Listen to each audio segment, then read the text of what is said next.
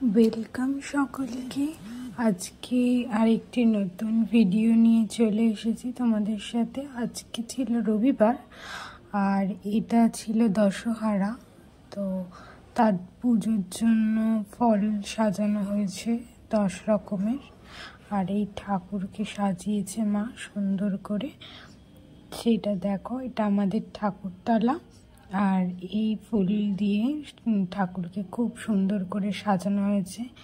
আর ঠাকুরকে পুজো দেওয়ার জন্য ওই 10 রকম ফলের আয়োজন, তার সাথে ফুলও ছিল 10 রকমের।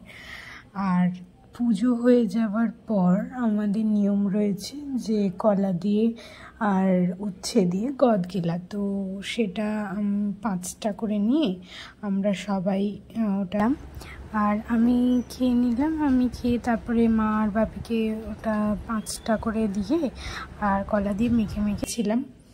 তো তারপরে মা তৈরি করেছিল লুচি তরকারি, কারণ ওই দিন আমাদের কোনো আমিষ জিনিস খেতে নেই, তো তার জন্য তৈরি করেছিল লুচি আর ঘুগনি।